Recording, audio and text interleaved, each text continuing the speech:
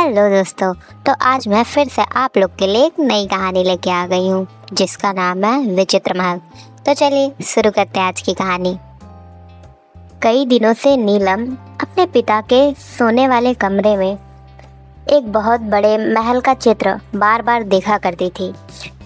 इस चित्र को अभी हाल में ही उसके पिता ने अलमारी से निकालकर दीवार पर लटका दिया था। चित्र देखने में बड़ा सुंदर था। महल की दीवार सतरंगी थी।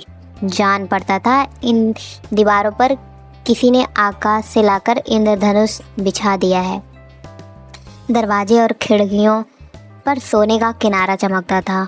ऊपर के गुंबज उज्जवल प्रकाश में चमकता रहता था। जगह जगह पर हीरे मोती के गुच्छे लटक रहे थे। नीलम सोचती थी, जब चित्र में यह महल इतना सुंदर दिख रहा है तो सचमुच देखने में यह कैसा होगा। इस महल में एक अजीब बात थी कि इसके चारों कोनों पर 4 अलग अलग महल थे। ये चारों महल देखने में छोटे नज़र आते थे, पर उनकी सुंदरता बीच वाले बड़े महल से कहीं बड़ी चढ़ी थी। पूरब कोने वाला महल जान पड़ता था जल के भीतर बना हुआ है और उसकी केवल छाया ऊपर नजर आती थी। नीलम को अचरज होता था कि पानी के अंदर भी ऐसा महल कैसे हो सकता है। पश्चिम कोने वाला महल तो और भी अचरज में डाल देता था। न तो यह धरती पर रुका था और न ही यह आकाश में टंगा हुआ था। यह पवन में उड़ता दिखाई पड़ता था। नीलम कभी कभी सोते समय जब इस महल को याद करती थी तो उसके मन में होता था कि यदि वह उड़ सकती तो अपने से जाकर यह महल को देखती। उत्तर कोने के महल के आसपास घनी झाड़ियाँ, फूलों की क्यारियाँ और हरी भरी फुलवारियाँ दिखाई पड़ती थी। इस महल के नीचे की धरती रंग बिरंगी घासों से भरी हुई धरती को सजाया था। यही सोचते सोचते नीलम कभी कभी अपनी सुध खो देती थी। दक्षिण कोने का महल एक विशाल पर्वत पर बना हुआ था। महल के इर्द गिर्द झरने झर रहे थे। पर्वत की चट्टानें सूरज और चांद के गोले की तरह नजर आते थे। पर्वत की चोटी नजर नहीं आती थी। चोटी पर ही यह सुंदर महल खड़ा था। पर्वत कि इतनी ऊंचाई पर महल बनाने का सामान कैसे गया? जब पर्वत के चारों ओर टापू ही टापू हैं तो पर्वत पर कोई कैसे चढ़ सका? इन बातों को नीलम सोच नहीं पाती थी। एक दिन पाठशाला से लौटने के बाद नीलम इसी महल की बात सोच रही थी। उसी समय उसकी सहेली रूपम आ गई। नीलम ने कहा, देख, यह कितना सुंदर चित्र है। क्या ऐसा महल किसी देश में होगा?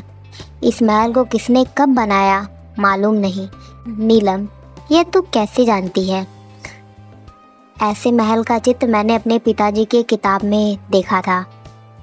उनसे पूछने पर उन्होंने कहा कि यह जादू का महल है। नीलम, मैं इस महल की पूरी कहानी सुनना चाहती हूँ। क्या तुम्हारे पिताजी इसकी कहानी जानते हैं? रूपम ने कहा, पिताजी ने मुझे इतना ही कहा था कि यह जादू का महल है। नीलम और रूपम में इस प्रकार बात हो रही थी, तभी वहाँ नीलम की बूढ़ी नानी आ पहुँची। उसने कहा, यह महल की कहानी किताबों में लिखी है। उन किताबों को पाना आसान नहीं है। नीलम ने कहा, क्यों? कहने से क्या होता है? नानी ने कहा, कहानी कहने वालों को कहानी के ख़त्म होते होते दोनों ओर पंख उग जाते हैं और जो सुनता है वह कहीं लापता हो जाता है। रूबम ने कहा, नहीं नानी, ऐसा कभी नहीं हो सकता। तुम हम लोग को कहानी सुना दो ना। नीलम ने भी ऐसा ही कहा। नानी ने कहा, मैंने जो भी कहा है सत्य कहा है, इसमें हट करने की कोई बात नहीं है। नीलम ने कहा, तुमने यह कहानी किससे सुनी थी? क्या उससे पंख उगाए थे? नानी ने कहा, मैं जब छोटी थी ऐसे महल को देखकर अचरज करती थी। एक दिन महल की बात सोचते सोचते मैं सोई हुई। सपनों में एक परी मेरे पास आई। उसने महल की कहानी सुनाई। उसने मना किया कि उस कहानी को किसी से नहीं कहूँ। दोनों लड़कियों ने कहानी कहने के लिए हट किया। उसे इसका कुछ भी भय नहीं था कि वे कहीं लापता हो जाएंगी। वे तो महल के बारे में सब कुछ जानना चाहती थी। नीलम और रूपम के माता पिता के सामने यह बात गई। उनके माता पिता को भी यह विश्वास नहीं हुआ था कि कहानी कहने से नानी को पंख लग जाएंगे। ऐसी बात सुनकर वे लोग हंसने लगे और लोगों ने कहा कि नानी पागल हो गई हैं। नानी ने कहा, मेरी बात की सच्चाई जानने के लिए तुम लोगों की राय हो तो मैं कहानी सुना दूंगी। नीलम और रूपम के माता पिता ने कहा, तुम कहानी सुना दो। यदि लड़कियां लापता हो जाएंगी तब हम लोग उन्हें खोज लेंगे। नानी रात में कहानी सुनाने लगी। नीलम और रूपम ध्यान देकर सुन रही थी। तो आपको क्या लगता है, क्या सच में नानी के पंख निकल आए थे, या फिर ये नानी सच में पागल हो गई थी? जानने के लिए चैनल को सब्सक्राइब करें और थोड़ा वेट करें आगे की स्टोरी के लिए।